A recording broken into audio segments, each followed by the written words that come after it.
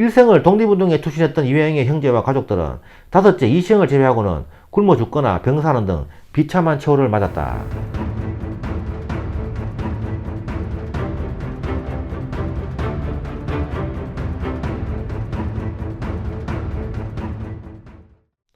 노블레스 오블리주의 표본 우당 이회영 편입니다. 1867년에 태어나서 1932년 11월 17일까지 65세를 살았다. 이회영은 한성부 저동에서 2조 판서를 지낸 이유승의 6남 2녀 중 넷째 아들로 태어났다. 이회영은 선조 때 영의정을 지낸 백사 이항복의 10대 손으로 그의 집안은 한성부의 명문 가문인 경주 이씨 가문이었다.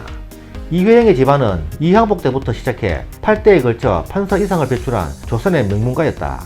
또한 서울 명동 일대의 땅이 거의 이 집 소유라는 말이 있을 정도로 갑부라 이회영은 조상 대대로 쌓은 재산과 명망으로 편안한 삶을 살 수 있었다.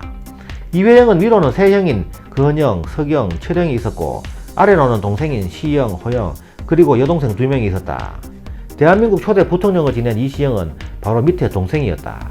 이회영의 어린 시절에 대해서는 자세히 알려져 있지 않지만 그는 당시 명문가 자제들처럼 성리학을 수학한 전통적인 유학자로 출발하였다. 그러나 성장하는 과정에서 개화 사상을 접하면서 그는 본래의 유교 사상에서 기독교 사상으로 개종하였다. 18세인 1885년에 달성 서씨와 결혼하였다. 그녀와의 사이에 2남 1녀를 두었다. 차남 이규학의 아들이 국회의원을 지낸 이종찬 의원이다. 같은 해 동생 이시영이 사마시에 급자했다. 그러나 이회영은 과거에 뜻을 두지 않았고 같은 동네에 살았던 이상설과 친하게 지내면서 영어와 법학 등 신문학을 공부하였다. 그는 신문학을 배우면서 조선이 신분차별이 없는 평등한 근대사회가 되어야 한다고 생각하였다. 그는 자신의 집에 있는 노비들에게 존댓말을 쓰기 시작하였고 정상가부가 된 자기 여동생을 거짓 장례를 치러 죽었다고 소문낸 후 조용히 재혼을 시켰다는 일화도 있다. 38세인 1905년 을사조약이 체결되자 이상설과 친동생 이시영 등과 함께 을사조약 철회 무효화 운동을 전개하였으나 실패하였다. 그리고 나철, 이기 등이 조직한 모고적 암살단에 비용을 지원하였고 나인영, 기산도 등과 함께 박재순 등 을사오적의 암살을 모의하였으나 모두 실패하였다. 39세인 1906년 이상설, 이동영 등과 만주 관도의 용종촌에 한국인 교육을 위해 신식학교인 서전서숙을 설립하는 데 참여하였다. 그의 아버지 이유승이 사망하자 그는 집안의 노비들을 모두 면천, 해방시켰다. 40세인 1907년 이회영은 대한매일신보 주필인 양기탁으로부터 네덜란드 헤이그에서 만국평화회의가 열린다는 소식을 듣고 밀사를 파견해 을사늑약의 가강성을 폭로하려는 계획을 세워 고종에게 건의하였다. 고종은 그의 건의를 받아들여 헤이그로 밀사를 보냈지만 일본의 조선통감부 경찰에 적발되면서 이는 고종 퇴위의 빌미를 제공하게 된다. 같은 해 안창호, 윤치호, 김규식, 신치호 등과 함께 항일 비밀교사 조직인 신민회를 조직하여 신민회 중앙위원회에 취임하였다. 그의 아내인 달성 서씨가 사망하였고 이듬해 이회영은 이은숙과 상동교회에서 재혼했다. 이 결혼은 한국 최초의 신식 결혼이었다고 한다. 이은숙 여사와의 사이에 3남 4녀를 두었다. 43세인 1910년 8월 경술 국치를 당하자 12월 이회영은 형제들을 모아 회의를 한 후 만주로 망명하기로 결정하였다. 육형제는 조선에서의 기득권을 포기하고 12월 영하 3, 40도의 극심한 추위가 몰아칠 때 60명에 달하는 대가족을 이끌고 만주로 망명했다. 이 망명을 주도했던 인물이 넷째였던 이회영이었는데 이들은 전 재산을 팔아 기차를 타고 신의주로 가서 압록강을 건너 10대의 마차에 나누어 타고 한 달에 걸쳐 만주 사무보까지 갔다. 당시 전 재산을 판 돈이 40만원이었는데 이는 현재 시세로 600억이 넘는 돈이었다. 그나마 급하게 처분하느라 싸게 팔았다고 하며 처분하지 못한 재산도 있었다고 한다. 그러나 이들의 재산은 독립운동 8년 만에 바닥나 이회영의 사남 미규창의 자서전에 따르면 일주일에 3번 밥을 하면 운수가 대통이라고 할 정도로 궁핍한 생활을 했다고 한다. 만주에 도착한 이회영은 함께 온 노비들을 해방시키고 오늘부터 당신들은 종이 아니라 독립군이라며 그들을 독립군의 일원으로 받아들였다. 44세인 1911년 이회영은 이상용, 이동영 등과 함께 서간도 삼원보에 독립군 양성학교인 신흥강습소를 설립했다. 신민회의 신자와 부흥을 의미하는 흥자를 합쳐 신흥이라고 이름을 지었다.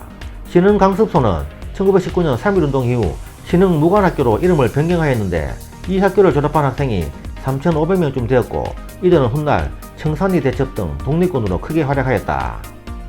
46세인 1913년 이회영은 독립운동 자금 마련을 위해 홀로 귀국했다.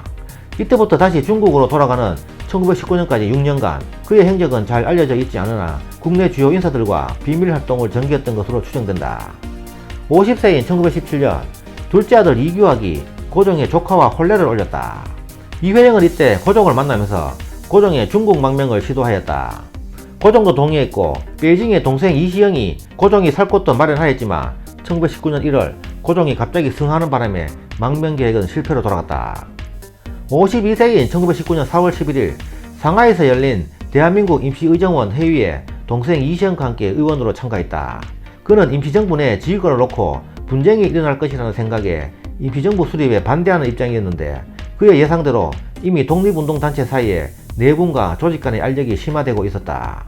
이회영은 임시정부를 떠나 베이징으로 가서 활동을 계속하였다. 그는 베이징에서 신채요, 유자명 등과 교류하면서 아나키즘을 접하고 자유연합주의 이론으로 새 한국 사회를 건설해야 한다는 생각을 하였다. 베이징에서 독립운동할 때 돈이 바닥나서 생활이 무척 힘들어 점심 한 끼로 하루를 버티고 추운 겨울에도 불을 떼지 못해 차가운 방에서 지내는 날이 많았다고 한다. 54세인 1921년 상하이에 대한민국 임시정부의 내분이 일어나자 신채호와 함께 조정 역할을 맡았다. 57세인 1924년 이회영은 유자명, 백정기 등과 함께 아나키스트 조직으로서 제중국 조선무정부주의자 연맹을 결성하면서 독립운동의 파벌 싸움을 비판하고 자유연합주의로 협력하고 제휴할 것을 주장하였다. 61세인 1928년 상하이에서 이을규, 유기석 등과 함께 제중국 조선무정부 공산주의자 연맹을 결성하고 더 적극적으로 아나키즘을 전파하였다. 64세인 1931년 일본이 만주를 침략하여 만주국이라는 나라를 세우자 이회영은 중국에 있던 독립운동가들이 상하이로 집결하여 조직한 항일구국연맹의 의장에 피선되었다. 그해 9월 백정기, 김성수 등과 일본 건물 파괴를 목적으로 하는 흑색 공포단을 조직하여 아모이에 있던 일본 영사관을 폭파하였다. 65세인 1932년 11월 상하이에 머물고 있던 이회영은 만주의 일본군 사령관을 차단하고 그곳에 활동 근거지를 마련하기 위해 만주로 가기로 결심하고 아들을 비롯한 여러 사람이 위험하다며 말렸지만 배를 타고 다롄항을 향해 떠났다.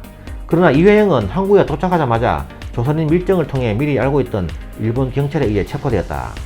그는 일본 영사관 감옥에 수감되었다가 혹독한 고문을 이기지 못하고 체포 4일 만에 옥사하였다. 일본은 그가 세상철에 목을 매 자살하였다고 발표하고 서둘러 화장하였다. 이후 이회영의 사남 이규창은 아버지를 죽게 한 밀정들을 추적한 끝에 이회영이 상하이를 떠날 때 만났던 이규서와 연충렬이 밀정들임을 밝혀냈다. 이규서는 이회영의 둘째 형 이석영의 차남으로 이규창의 사촌이었지만 이규창은 이규서와 연충렬을 처단하였다. 이회영의 육형제들은 조선에서 보장된 부귀영화를 모두 버리고 혹독한 겨울에 만주로 망명, 독립운동을 하여 전형적인 노블레스 오블리주의 본보기를 할 수 있다. 이 중심에는 이회영이 있었다. 일생 동안 독립운동을 하며 전재산을 바친 그의 삶은 가난의 연속이었지만 가난도 그의 의지를 꺾을 수 없었다. 김규식, 신채요, 안창호 등 독립운동가들에게 숙소와 식사를 제공하는 등 끊임없이 독립운동 자금을 댔고 가져간 자금이 바닥나 중국의 빈민가를 전전해야 했다. 일생을 독립운동에 투신했던 이회영의 형제와 가족들은 다섯째 이시영을 제외하고는 굶어 죽거나 병사하는 등 비참한 처우를 맞았다. 첫째 이건영은 만주 땅에서 얻은 질병으로 광복전 세상을 떠났고 둘째 이석영은 한양 최대 갑부 이유원의 양자로 들어가 전 재산을 물려받아 조선 10대 갑부 소리를 들었으나 그 많은 재산을 신흥무관학교 경비에 다 바치고 중국 상하이 빈민가에서 영양실조로 굶어 죽었다. 셋째 이철영은 만주에서 독립운동을 하다가 풍토병으로 사망하였다. 형제 중 유일하게 살아서 중국에서 광복을 맞은 다섯째 이시영은 대한민국 초대 부통령을 역임하였고 신흥대학을 설립한 후 1953년 한국전쟁 중에 사망하였다. 여섯째 이호영은 만주에서 의병으로 활동하던 중 일본군의 습격으로 가족 전체가 함께 몰살당하여 시신도 찾지 못했다고 한다. 서울 명동 YMCA 건물 옆에 이회영 생가터가 있고 그의 흉상이 있다. 이곳 명동 11길은 명예도로 우당 이회영길로 불려진다. 서울시 중구 남산 예장공원 지하에 가면 이회영 기념관을 볼 수 있다. 우당 이회영의 묘는 국립서울현충원 애구지사 묘역에 부인 이은숙과 합장되어 있다. 지금까지 우당 이회영 편이었습니다. 감사합니다.